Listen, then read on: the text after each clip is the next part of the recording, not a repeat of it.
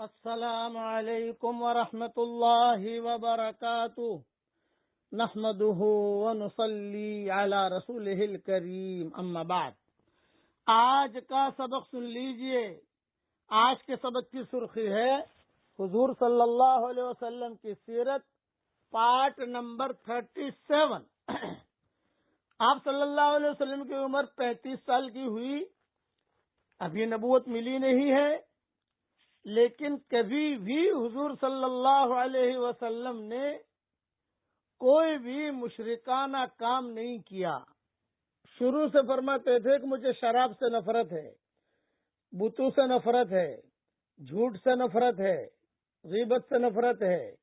کوئی بھی رذائل کوئی بھی نہیں تھے، حالانکہ نبوت نہیں ملی ہے، ابھی پتہ بھی نہیں ہے کہ آگے نبوت ملنے والی ہے، 5 سال کے بعد کیا ہونے والا ہے۔ حضرت علی رضی اللہ تعالیٰ عنہ فرماتے ہیں کہ میں نے حضور صلی اللہ علیہ وسلم کو یہ فرماتے ہوئے سنا کہ مجھ کو جاہلیت کی کسی بات کا کبھی خیال ہی نہیں آیا۔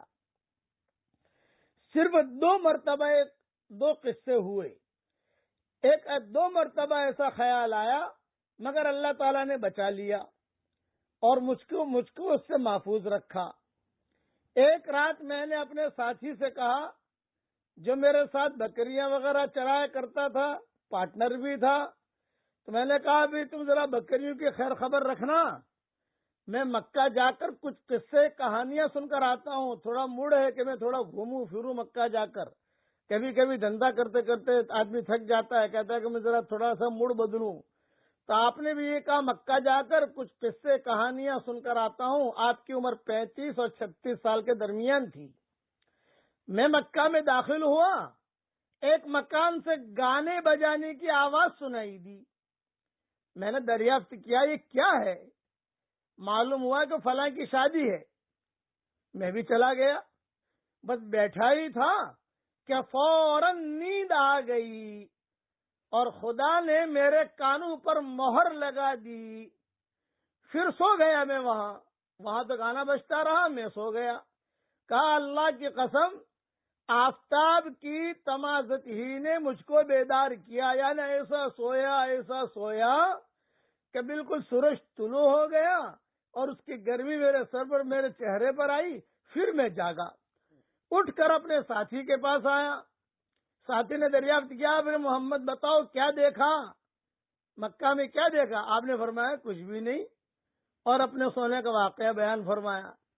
دوسری رات آپ نے پھر اپنے ساتھی سے کہا کہ یار آج تو کچھ موڈ نہیں ہے دھندا کرنے کا، بکریاں چرانے کا، آج میں پھر ذرا چلا جاتا ہوں، تھوڑا سا گھوم گھام کے آؤں مکہ مکرمہ میں۔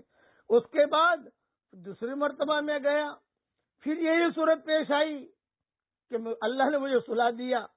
کبھی تو مجھے پھر یہ آپ فرماتے ہیں کہ اللہ کی قسم، اس کے بعد پھر میرے دل میں اس قسم کا کوئی خیال ہی نہیں آیا، یہاں تک کہ اللہ تعالی نے مجھ کو اپنی پیغمبری سے سرفراز فرمایا۔ یہ حدیث مسند بزار، مسند اسحاق ابن راہویہ وغیرہ میں مذکور ہے۔ حافظ ابن حجر فرماتے ہیں کہ اس حدیث کی سند متصل اور حسن ہے، اس کے تمام راوی مضبوط ہیں۔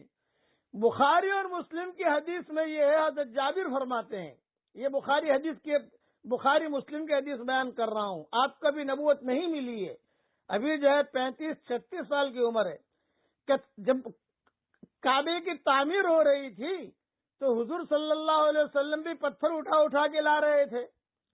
آپ کے چچا حضرت عباس نے حضور سے کہا کہ بیٹا محمد، اپنا تہبند کھول کر کندھے پر رکھ لو تاکہ پتھروں کی رگڑ سے محفوظ رہو۔